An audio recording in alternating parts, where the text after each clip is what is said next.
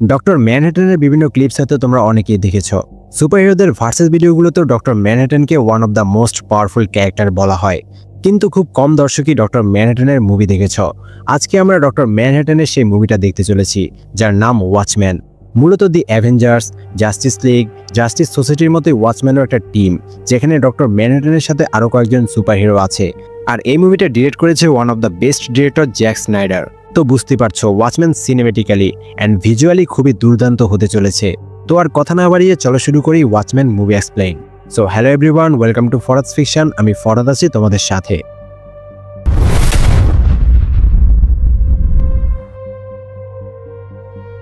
Watchman এমন একটা movie যেটা তুমি কয়েকবার দেখো পুরোপুরিভাবে বুঝতে পারবে না। মুভিতে অনেক ডেপথ কিছু ব্যাপার আছে যা বুঝতে হলে সম্পূর্ণ মনোযোগ সহকারে দেখতে হবে। আমি কয়েকবার রিপিটে 3 ঘন্টার এই মুভিটা দেখে রিসার্চ করে এরপর এক্সপ্লেন করতে শুরু করলাম। আগেই বলে রাখি, ওয়াচম্যান একটা ম্যাচিওর কন্টেন্ট, অনেকেরই হয়তো ভালো নাও লাগতে পারে, তাই এই ভিডিওতে ভিউ হয়তো কম হবে, কিন্তু তাতে আমার কোনো আফসোস থাকবে না। তো চলো কাহিনীতে চলে যাই। শুরুতেই আমরা 1930 দশক থেকে 1940 দশকের একটা সুপারহিরো টিম সম্পর্কে জানতে পারি। তখন চলছিল দ্বিতীয় বিশ্বযুদ্ধ। শহরে বেড়ে ওঠা ক্রাইম থামানোর জন্য এবং যুদ্ধে জেতার জন্য কয়েকজন সুপারহিরোদেরকে নিয়ে একটা টিম গঠন করা হয়। এই টিমের নাম ছিল মিনিটম্যান। এই টিমের মেম্বার ছিল ক্যাপ্টেন মেট্রোপলিস, সিল্ক ইন্সপেক্টর, হুডের Justice, Nite Owl, Silhouette, Dollar Bill, Mothman and the Comedian. তারা শহরের ক্রাইমের বিরুদ্ধে লড়াই করত। এখানে আমরা একটা সিনে নাইট ওলকে জো চিল নামের একজনের সাথে ফাইট করতে দেখি। এটা মূলত সেই ছিনতাইকারী যে ব্রুস ওয়েনের বাবা মাকে হত্যা করেছিল। পাশেই আমরা থমাস এবং মার্থা ওয়েনকেও দেখতে পাই, কিন্তু এটা একটা আল্টারনেট টাইমলাইন। এই টাইমলাইনে আমাদের জানা ডিসি থেকে সম্পূর্ণ আলাদা কিছু ঘটছে। নাইট ওলের কারণে ব্রুস ওয়েনের বাবা মা বেঁচে গিয়েছে, যার কারণে ব্রুস ওয়েন আর কখনো ব্যাটম্যান হয়নি। মার্ভেলের ভাষায় ব্যাটম্যানের ক্যানন ইভেন্ট ঘটেনি, যার কারণে সে ব্যাটম্যান হয়নি। দ্বিতীয় বিশ্বযুদ্ধের পর তারা সুপারহিরো লাইফ থেকে অবসর নিতে শুরু করে। তারা সাধারণভাবে বাঁচতে শুরু করে, তবে তাদের কয়েকজনের জন্য শেষটা ভালো হয়নি। শত্রুদের হাতে ডলারভিল খুন হয়, সিলহুডকেও কেউ হত্যা করে ফেলে। সিল্ক ইন্সপেক্টর মানে শ্যালি তার মেয়েকে নিয়ে পারিবারিক জীবনে অসুখী। কোনো কারণে মথম্যানকেও অ্যাসাইলামে পাঠানো হয়েছে। এভাবেই তাদের জীবন চলতে থাকে। এর অনেক সময় পর হিরোদের সেকেন্ড জেনারেশনরা একত্রিত হয়ে আবারও একটা টিম গঠন করে। এই টিমের নাম দেয় ওয়াচম্যান। এই পর্যায়ে মুভি ভালোভাবে বোঝার জন্য ওয়াচম্যান মেম্বারদের নামগুলো মনে রাখতে হবে।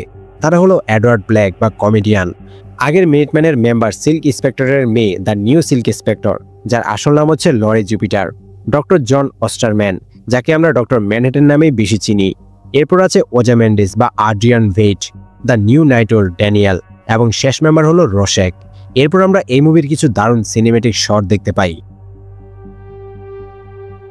এরপর আমরা একটা ঘটনা দেখতে পাই। ওই সময় যে প্রেসিডেন্ট ছিল জন এফ কেনেডি, তাকে কেউ হত্যা করে ফেলেছে। আমরা দেখতে পাই প্রেসিডেন্ট জন এফ কেনেডিকে ওয়াচম্যান মেম্বার কমেডিয়ানই হত্যা করেছিল। এরপর আমরা দেখি রিচার্ড নিক্সন তৃতীয়বারের মতো ইউএস এর প্রেসিডেন্ট হয়েছে। তবে এখনও আমেরিকা আর সোভিয়েতের মধ্যে কোল্ড ওয়ার মানে ভিতরগত যুদ্ধ চলছে। দুই দেশ একে অপরকে বিভিন্নভাবে থ্রেট দিয়ে যাচ্ছে। সোভিয়েতের কাছে ইতিমধ্যে নিউক্লিয়ার চলে এসেছে, যেটা আমেরিকার ভয়ের কারণ। যে কোনো সময় তৃতীয় বিশ্বযুদ্ধ মানে নিউক্লিয়ার যুদ্ধ শুরু হয়ে যেতে পারে। এর মাঝে একটা নতুন আইন পাশ হয়, যাতে ভিজিল্যান্টি মানে সুপারহিরোদেরকে ব্যান করে দেওয়া হয়। কেউই এখন আর আইন নিজের হাতে তুলে নিতে পারবে না, তাই ওয়াচম্যানরাও ইলিগ্যাল হয়ে যায়, তারা রিটায়ার্ড হয়ে যায়। তবে ডক্টর ম্যানহাটন এখনও সরকারের হয়ে কাজ করছে। সরকার ডক্টর ম্যানহাটনের মতো এত শক্তিশালী একজনকে কাজে লাগিয়ে মূলত সোভিয়েতকে ভয় দেখাচ্ছে। 1985 সালের একদিন এডওয়ার্ড ব্ল্যাক মানে কমেডিয়ান টিভিতে প্রেসিডেন্ট নিক্সনের কনফারেন্স দেখছিল। নিউজে দেখানো হয় ডুমসডে ক্লককে আরও এগিয়ে দেওয়া হয়েছে। 12টা বাজতে আর মাত্র 5 মিনিট বাকি, মানে একটা নিউক্লিয়ার অ্যাটাক খুব কাছাকাছি ঘনিয়ে এসেছে। সেই দিনটাকে বলা হচ্ছে ডুমসডে। এর মাঝেই মাস্ক পরা একজন ব্যক্তি কমেডিয়ানের উপর অ্যাটাক করে দেয়। কমেডিয়ান বলে সে জানতো সেই ব্যক্তি তাকে হত্যা করতে আসবে। কমেডিয়ান তার সুপারহিরো জীবনের সকল এক্সপিরিয়েন্স কাজে লাগিয়ে সেই মাস্কম্যানের সাথে ফাইট করার চেষ্টা করে, কিন্তু একসময় কমেডিয়ান হেরে যায়। সেই মাস্কম্যান কমেডিয়ানকে বিল্ডিং থেকে নিচে ফেলে দেয়। কমেডিয়ান নিচে পড়ে মারা যায়। কমেডিয়ানের মার্ডার নিয়ে পুলিশ তদন্ত করা শুরু করে। এদিকে ওয়াচম্যানের সেই মেম্বার রোশেক নিজেও তার সুপারহিরো ফর্মে এসে কমেডিয়ানের মার্ডারের ইনভেস্টিগেশন করতে শুরু করে। আমরা একটু আগে জেনেছিলাম বর্তমানে একটা আইন পাশ হয়েছে, যাতে ভিজিল্যান্টিদেরকে ব্যান করে দেওয়া হয়েছে। অন্যরা রিটায়ার করলেও রোশেক এখনও অন্যায়ের বিরুদ্ধে লড়াই করে যাচ্ছে, কারণ সে অন্যায় সহ্য করতে পারে না। রোশেক কমেডিয়ানের বিল্ডিংয়ে ইনভেস্টিগেশন করতে যায়। সেখানে তাদের আগের অনেকগুলো ছবি ফ্রেম করা দেখতে পায়। হঠাৎ পুলিশ ক্রাইম সিটে চলে আসে। রোশেক আর অফিসারের মধ্যে ফাইট লেগে যায়, তবে রোশেক ব্যাটম্যান স্টাইলে সেখান থেকে পালিয়ে যায়। এদিকে প্রেজেন্ট নাইট্রোল ড্যানিয়েল আর ফর্মার অরিজিনাল নাইট্রোল হলিস মেসান একসাথে বসে পুরনো দিনগুলো নিয়ে কথা বলছিল। তখন তারা টিভিতে নিউজে রশেকের ব্যাপারে জানতে পারে। আজ থেকে 6 বছর আগে ভিজিল্যান্টিদেরকে ব্যান করা হলেও রশেক এখনও ক্রাইম ফাইট করে যাচ্ছে। পুলিশের ওয়ান্টেড লিস্টে রশেক টপ 10-এ আছে। এরপর ড্যানিয়েল হলিস মেসানকে বিদায় জানিয়ে বাসার উদ্দেশ্যে রওনা দেয়। বাসায় এসে ড্যানিয়েল দেখতে পায় রশেক তার বাসায় তার জন্য অপেক্ষা করছে। রশেক ড্যানিয়েলকে কমেডিয়ানের রক্ত লেগে থাকা লোগোটা দেখিয়ে বলে কমেডিয়ানকে কেউ হত্যা করেছে। খবরটা শুনে ড্যানিয়েল শকড হয়ে যায়। ড্যানিয়েল বলে হয়তো এটা সাধারণ কোনো চুরির ঘটনা বা কোনো রাজনৈতিক কারণে কমেডিয়ানকে হত্যা করা হয়েছে। রশেক বলে এমনটা হতে পারে কেউ জেনে বুঝে মাস্কম্যান মানে ওয়াচম্যান মেম্বারদেরকে হত্যা করছে। ড্যানিয়েল বলে হয়তো রশেক একটু বেশিই ভাবছে। রশেক ড্যানিয়েলকে সতর্ক করে দেয়। যাওয়ার আগে বলে যায় লিস্টে তাদের নামও থাকতে পারে। পরদিন ড্যানিয়েল তাদের আরেক টিম মেম্বার আর্ডিয়ানের সাথে দেখা করতে যায়। আর্ডিয়ান এখন একজন বড় বিজনেসম্যান এবং মোস্ট ট্যালেন্টেড ম্যান নামে পরিচিত। আর্ডিয়ান তখন ইন্টারভিউ দিচ্ছিল, যেখানে আর্ডিয়ান বলে সোভিয়েত মানে রাশিয়ার সাথে আমেরিকার যে যুদ্ধ চলছে তার মূল কারণ হচ্ছে রিসোর্সেস নিয়ে। রিসোর্সেস শেষ হওয়ার ভয়ে এক দেশ অন্য দেশের রিসোর্সেস কেড়ে নিতে যুদ্ধ করে যাচ্ছে। যদি এমন একটা সোর্স তৈরি করা যায় যা থেকে আনলিমিটেড রিনিউয়েবল এনার্জি পাওয়া যাবে, তাহলে পৃথিবীতে কোনো দেশের সাথে অন্য কোনো দেশের যুদ্ধ লাগবে না। আর আর্ডিয়ান ডক্টর ম্যানহাটনের সাথে মিলে সেই সোর্স তৈরি করার জন্য কাজ করছে। ইন্টারভিউ শেষে ড্যানিয়েল আর্ডিয়ানকে কমেডিয়ানের মার্ডারের নিউজটা জানায়। রশেক তাকে যা যা বলেছে সেই সব কিছু জানায়। আর্ডিয়ান বলে রশেক একটু বেশিই ভাবছে, তার এখন রিটায়ারমেন্টে যাওয়া উচিত। আর্ডিয়ান বলে এখন সেই খুনের চাইতে বড় ভাবনার বিষয় হচ্ছে সোভিয়েতের নিউক্লিয়ার হামলা। সোভিয়েতের কাছে এখন যে পরিমাণ নিউক আছে সেগুলো যদি লঞ্চ করা হয়, তাহলে ডক্টর ম্যানহাটন যদি 99% নিউকও ডিস্ট্রয় করে দেয়, তবুও যে 1% বাকি থেকে যাবে তাতে পুরো পৃথিবী ধ্বংস হয়ে যাবে। ডক্টর ম্যানহাটনও সব জায়গায় উপস্থিত থাকতে পারবে না। পরদিন সন্ধ্যায় রশেক ইউএস আর্মির রকফেলার মিলিটারি রিসার্চ সেন্টারে চুরি করে প্রবেশ করে। মূলত ডক্টর ম্যানহাটন এখানে আর্ডিয়ানের সাথে মিলে এনার্জি ক্রাইসিস দূর করার জন্য একটা মেশিন বানানোর কাজ করছে। সিল্ক ইন্সপেক্টরের মেয়ে সেকেন্ড সিল্ক ইন্সপেক্টর মানে লরি জুপিটার হচ্ছে ম্যানহাটনের নতুন গার্লফ্রেন্ড। তারা এখানে একসাথেই ছিল। রশেককে দেখি ম্যানহাটন মাইন্ড রিড করে বলে দেয় রশেক এখানে তার থেকে কমেডিয়ানের খুনির নাম জানতে এসেছে, কারণ ম্যানহাটন ফিউচার দেখতে পারে, যার মাধ্যমে সে খুনির আইডেন্টিটি জানতে পারবে। কিন্তু ম্যানহাটন বলে কোনো কারণে এখন তার ফিউচার দেখার ক্ষমতা কাজ করছে না। সে বেশি দূরের ভবিষ্যৎ দেখতে পারছে না। হয়তো কোনো নিউক্লিয়ার হলোকাস্ট হবে যাতে সব ধ্বংস হয়ে যাবে, যার কারণে সে ফিউচার দেখতে পারছে না। রশেক ম্যানহাটনকে খুনিকে ধরার কোনো উপায় বের করতে বলে, কিন্তু কথা শেষ হওয়ার আগে ডক্টর ম্যানহাটন রশেককে রিসার্চ সেন্টারের বাইরে টেলিপোর্ট করে দেয়। ম্যানহাটন বলে তার এখন কাজে মন দেওয়া বেশি দরকার। যদি এনার্জি ক্রাইসিসের সমস্যার সমাধান করা যায়, তাহলে সোভিয়েত আর আমেরিকার মধ্যে ঘটতে যাওয়া নিউক্লিয়ার হলোকাস্ট আটকানো সম্ভব হবে। এরপর ডক্টর ম্যানহাটন লরির মাইন্ড রিড করে বলে লরি তাকে ডিনারে যেতে বলতে চায়, কিন্তু বলবে না, কারণ সে এখন অনেক ব্যস্ত। তাই লরি ড্যানিয়েলকে কল করবে আর ড্যানিয়েলের সাথে ডিনার করবে। ম্যানহাটন তার কাজে ব্যস্ত হয়ে যায় আর লরি এদিকে সত্যি সত্যি ড্যানিয়েলকে কল করে। ড্যানিয়েল আর লরি একসাথে ডিনার করে। এরপর একটা কবরস্থানে কমেডিয়ানের ফিউনারাল করা হয়। সেখানে গভর্নমেন্ট থেকে কমেডিয়ানকে সম্মান প্রদর্শন করা হয়। ডক্টর ম্যানহাটন সহ অন্যান্য ওয়াচম্যান মেম্বারও ফিউনারালে আসে। এরপর ওয়াচম্যানের সকল মেম্বাররা কমেডিয়ানের সাথে তাদের কিছু স্মৃতি স্মরণ করে। আমরা জানতে পারি কমেডিয়ান কেমন মানুষ ছিল। লরি বাড়িতে তার মায়ের কাছে ফিরে যায়। সে তার মাকে তার মায়ের পুরনো টিমমেট কমেডিয়ানের মৃত্যুর খবর জানায়। তখন শ্যালির স্মৃতি থেকে আমরা জানতে পারি কমেডিয়ান আসলে ভালো মানুষ ছিল না। একসময় কমেডিয়ান শ্যালিকে রেপ করতে চেয়েছিল, তবে বাকি টিমমেটরা জানতে পেরে কমেডিয়ানকে এই ঘটনার জন্য অনেক মেরেছিল। এই ঘটনা আমরা অডিয়েন্সরা জানলাম, কিন্তু লরি জানে না তার মায়ের সাথে এমন জঘন্য একটা ঘটনা ঘটেছিল। ফিউনারালের সময় ডক্টর ম্যানহাটনের স্মৃতি থেকে আমরা দেখি যখন তারা ভিয়েতনামের যুদ্ধে লড়াই করছিল, তখন ডক্টর ম্যানহাটন নিমিষেই অনেক মানুষকে হত্যা করছিল। এখানে আমরা ডক্টর ম্যানহাটনের পাওয়ার সম্পর্কে ধারণা পাই। তবে কমেডিয়ান খুব ব্রুটালভাবে মানুষদেরকে হত্যা করেছিল। তার মাঝে কোনো দয়া মায়া ছিল না। সে নির্বিচারে মানুষদেরকে হত্যা করত। যুদ্ধ শেষে একদিন একটা বারে এক ভিয়েতনামি মহিলা এসে কমেডিয়ানকে জানায় সে প্রেগন্যান্ট আর তার পেটে কমেডিয়ানের সন্তান রয়েছে। প্রেগন্যান্ট জেনে কমেডিয়ান সেই মহিলাকে সেখানেই গুলি করে মেরে ফেলে। ডক্টর ম্যানহাটন সেখানেই উপস্থিত ছিল। সে কমেডিয়ানকে বলে এভাবে হত্যা করা উচিত হয়নি। কমেডিয়ান বলে ডক্টর ম্যানহাটন চাইলেই বন্ধু থেকে বের হওয়া বুলেটটাকে আটকাতে পারত, কিন্তু সে আটকায়নি। তার মানে ডক্টর ম্যানহাটন নিজেও কারো জীবনের পরোয়া করে না। সে নিজেও ইমোশনলেস। আর্ডিয়ানের মনে পড়ে একবার যখন ওয়াচম্যানদের মিটিংয়ে আর্ডিয়ান পৃথিবীকে বাঁচানোর জন্য কিছু করার কথা বলছিল, তখন কমেডিয়ান বলেছিল ওয়াচম্যান টিমটাই একটা জোক। সে আর্ডিয়ানের প্ল্যানে আগুন ধরিয়ে দিয়েছিল। ড্যানিয়েলের মনে পড়ে শহরে যখন সাধারণ জনগণ মাস্কম্যান মানে ভিজিল্যান্টিদেরকে ব্যান করার জন্য আন্দোলন করছিল, তখন কমেডিয়ান আর সে তাদেরকে নিয়ন্ত্রণ করার জন্য গিয়েছিল। কিন্তু কমেডিয়ান সেখানে সাধারণ মানুষদের উপর এলোপাতাড়ি গুলি করে, নৃশংসভাবে ইনোসেন্ট মানুষদেরকে হত্যা করে। সেখানে একজন super villain Edgar William Jacoby, যার ছদ্মনাম মোলক, সে কমেডিয়ানের কবরে সম্মান জানাতে আসে। মোলক বাসায় ফিরলে রসেক মোলককে অ্যাটাক করে। রসেক জিজ্ঞেস করে একজন সুপার ভিলেনের কমেডিয়ানের ফিউনারেলে যাওয়ার কারণ কি। মোলক জানায় 1 সপ্তাহ আগে মাঝরাতে কমেডিয়ান হঠাৎ করে মোলকের বাড়িতে এসেছিল। মোলক ভেবেছিল কমেডিয়ান তাকে হত্যা করতে এসেছে, কিন্তু কমেডিয়ান কোনো কারণে কাঁদছিল আর একটা লিস্টের ব্যাপারে বলছিল, যেখানে তার নিজের নাম, মোলকের নাম এবং ডক্টর ম্যানহাটনের এক্স গার্লফ্রেন্ড জ্যানির নামও আছে। এরপর কমেডিয়ান চলে গিয়েছিল। এটা শুনে রসেক কিছুটা অবাক হয়, কারণ কমেডিয়ানকে সে কখনো কান্না করতে দেখেনি। তাহলে কি এমন ঘটলো যার কারণে কমেডিয়ান কান্না করছিল? এদিকে লরি আর ম্যানহাটনের মধ্যে মনোমালিন্য শুরু হয়ে যায়। ডক্টর ম্যানহাটন একটা মেশিন বানানোর কাজে এতই ব্যস্ত হয়ে পড়েছে যে সে লরিকে সময় দিতে পারছে না, তাই লরি অনেক রাগারাগি করে। তখন ম্যানহাটন তার বানানো মেশিনটা আর্ডিয়ানের কাছে অ্যান্টার্কটিকাতে টেলিপোর্ট করে দেয়। সেখানে আর্ডিয়ানের সায়েন্টিস্টরা মেশিন নিয়ে কাজ করা শুরু করে দেয়। লরি ম্যানহাটনের সাথে রাগারাগি করে বের হয়ে যায়। অন্য কোথাও যাওয়ার জায়গা না থাকায় লরি ড্যানিয়েলের বাড়িতে ড্যানিয়েলের সাথে দেখা করতে যায়। এদিকে ডক্টর ম্যানহাটন একটা ইন্টারভিউতে গিয়ে উপস্থিত হয়। সেখানে প্রথমে কিছুক্ষণ রিপোর্টারদের সাথে নিউক্লিয়ার হলোকাস্ট হওয়ার সম্ভাবনা নিয়ে কথা হয়। ডক্টর ম্যানহাটন আশ্বাস দেয় এমন কিছুই ঘটবে না। এরপর একজন রিপোর্টার বলতে শুরু করে এখন পর্যন্ত ডক্টর ম্যানহাটনের সাথে যারা যারা কাজ করেছে তাদের সবার ক্যান্সার হয়েছে, এমনকি সেই সুপার ভিলেন জ্যাকবি মানে মোলক, যার থেকে রসেক ইনফরমেশন নিয়েছিল, সেও ক্যান্সারে আক্রান্ত হয়েছে। ডক্টর ম্যানহাটনের বডি থেকে রিলিজ হওয়া রেডিয়েশনের কারণেই তার আশেপাশের সবাই ক্যান্সারে আক্রান্ত হয়ে যাচ্ছে। তখন সেখানে ম্যানহাটনের প্রাক্তন প্রেমিকা জ্যানি এসে জানায় সে নিজেও ক্যান্সারে ভুগছে। ডক্টর ম্যানহাটন আসলেই জানতো না জ্যানির ক্যান্সার হয়েছে। তখন সব রিপোর্টাররা ডক্টর ম্যানহাটনকে ঘিরে ধরে। তারা একের পর এক প্রশ্ন করতে থাকলে ম্যানহাটন নার্ভাস হয়ে সবাইকে স্টুডিওর বাইরে টেলিপোর্ট করে দেয়। এরপর সে মার্স মানে মঙ্গল গ্রহে চলে যায়। এখানে আমরা ডক্টর ম্যানহাটনের লাইফ স্টোরি জানতে পারি। তার আসল নাম ছিল ডক্টর জন। জন আর জেনির একটা সুন্দর সম্পর্ক ছিল, তারা অনেক সময় একসাথে কাটিয়েছে। একদিন ল্যাবে কাজ করে ফেরার সময় জন তার বাবার দেওয়া ঘড়িটা ভুল করে একটা রুমে ফেলে আসে। সেই ইন্ট্রিনসিক ফিল্ড সেন্টারে গিয়ে জন তার ঘড়িটা দেখতে পায়, কিন্তু ঘড়ি নিয়ে ফেরার সময় রুমের দরজা বন্ধ হয়ে যায়। প্রোগ্রাম লক হয়ে যাওয়ায় আর কোনোভাবে নির্দিষ্ট টাইমের আগে দরজা খোলা সম্ভব না। জনের বন্ধুরা বাইরে থেকে জনকে দেখা ছাড়া আর কিছু করতে পারছিল না। কিছুক্ষণের মধ্যেই সেই রুমে থাকা মেশিন চালু হয়ে যায়। জ্যানিও জনকে বাঁচাতে পারেনি। মেশিনের সংস্পর্শে এসে জনের শরীর ডিসইন্টিগ্রেট হয়ে যায়। জন পুরোপুরিভাবে মুছে যায়। সবাই ভেবেছিল জন মারা গেছে, আসলে জন মারা যায়নি। এই ঘটনার কিছুদিন পর জনের নার্ভ দৃশ্যমান হয়।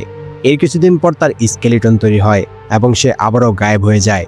এরপর ফাইনালি জন ফুল ব্লু কালার বডি নিয়ে সবার সামনে আত্মপ্রকাশ করে। তার নাম হয় ডক্টর ম্যানহাটন। সবাই ম্যানহাটনকে সুপারম্যান বলতে শুরু করে। তার একটা লোগোর দরকার ছিল, তাই সে নিজের মাথায় সার্কেল ড্র করে নিজের লোগো বানায়। এরপর সে সরকারের সাথে কাজ করতে শুরু করে। তার শক্তিকে কাজে লাগিয়ে আমেরিকা তার শত্রু দেশগুলোকে ভয় দেখাতে থাকে। একসময় প্রেসিডেন্ট নিক্সন নিজে ডক্টর ম্যানহাটনকে ভিয়েতনাম ওয়ার শেষ করতে বলে। 1 সপ্তাহের মধ্যেই ডক্টর ম্যানহাটন ভিয়েতনাম ওয়ার জিতে যায়। এরপরও কিছু সময় জন আর জেনি একসাথে ছিল, কিন্তু সময়ের সাথে সাথে জেনির বয়স বেড়ে যাচ্ছিল, যার কারণে জন মানে ডক্টর ম্যানহাটন লরির প্রেমে পড়ে যায়।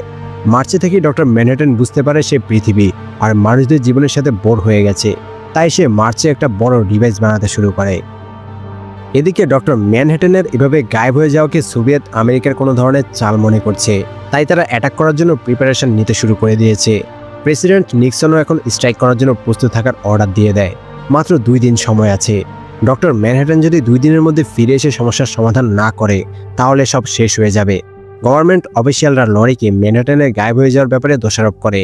লরি তাদেরকে জানিয়ে দেয় সে এই ব্যাপারে কিছুই জানে না। যদি ডক্টর ম্যানহাটনকে কেউ ফিরিয়ে আনতে পারে তাহলে সে ডক্টর ম্যানহাটন নিজে। অন্যদিকে ইন্ডাস্ট্রিয়াল লিডারদের সাথে আর্ডিয়ানের মিটিং হয়। আর্ডিয়ান যে ফ্রি এনার্জি সোর্স আবিষ্কার করতে চাইছে সেটা তারা মেনে নিতে চাইছে না। এনার্জি সোর্স ফ্রি হয়ে গেলে তাদের ইন্ডাস্ট্রি ধ্বংস হয়ে যাবে। তখন আর্ডিয়ান তার ভিশন জানায়। আর্ডিয়ান বলে সে আলেকজান্ডার গ্রেটের মতো একতাবদ্ধ পৃথিবী দেখতে চায়।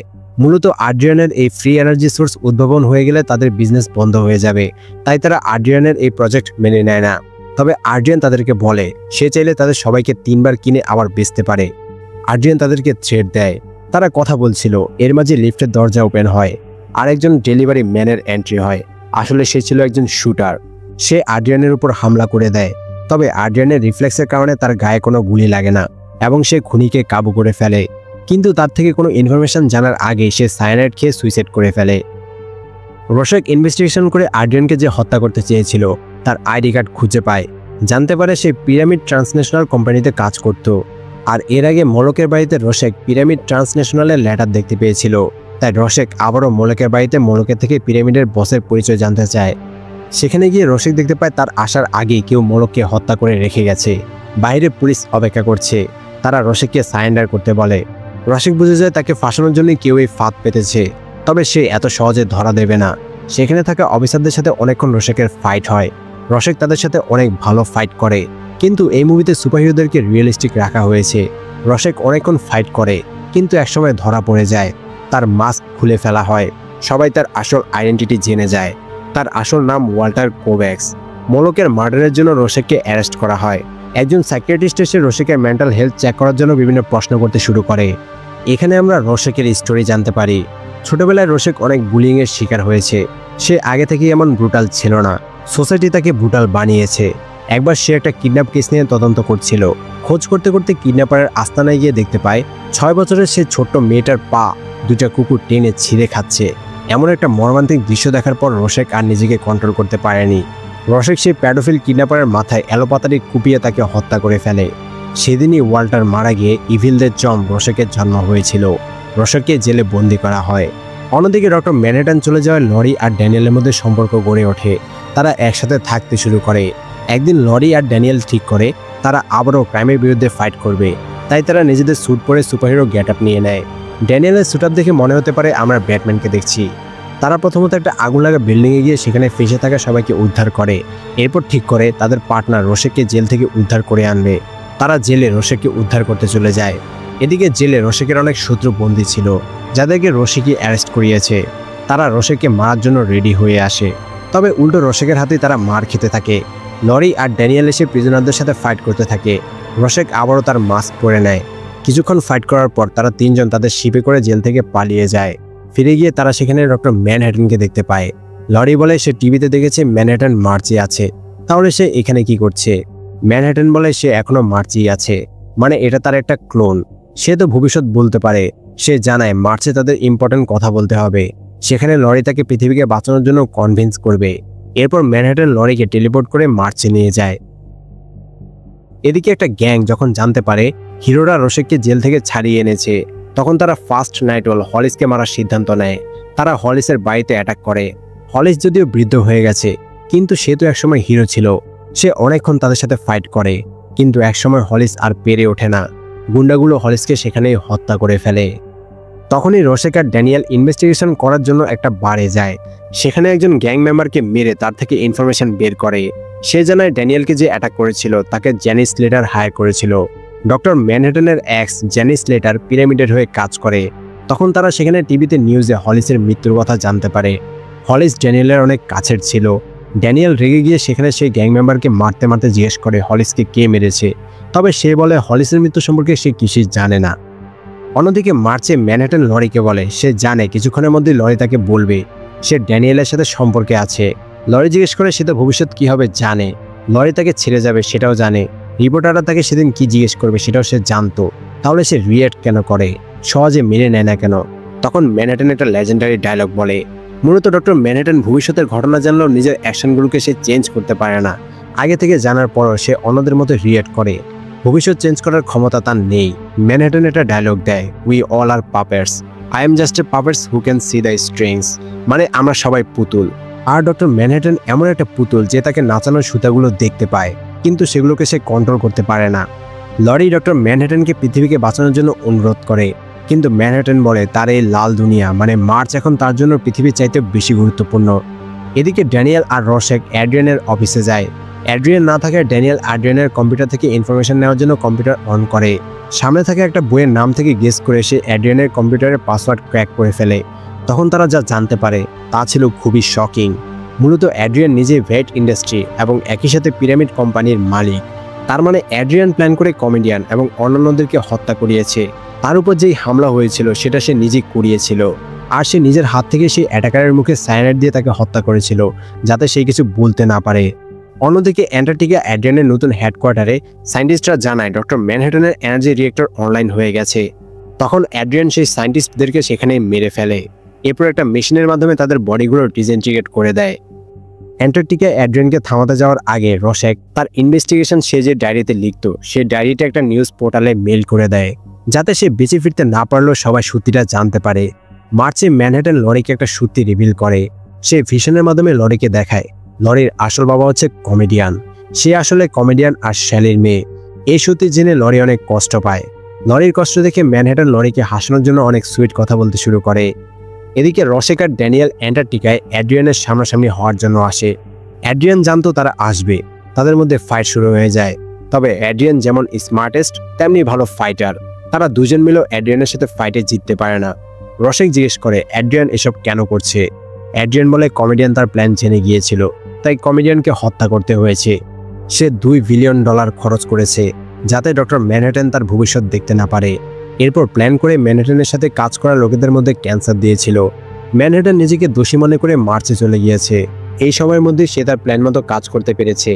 এরপর সে নিজে মোলককে হত্যা করে পুলিশকে খবর দিয়েছে। রসেক এসে পুলিশের হাতে ধরা পড়ে গেছে। এরপর অ্যাড্রিয়ান তার মাস্টার প্ল্যান শোনায়। অ্যাড্রিয়ান এত বছর ধরে ম্যানহাটনের এনার্জি একত্র করেছে, আর সেই এনার্জি দিয়ে পৃথিবীতে বিভিন্ন জায়গায় বোম্বিং করতে চলেছে। সেই বোম্বিংয়ের এনার্জি সোর্স হবে ডক্টর ম্যানহাটন।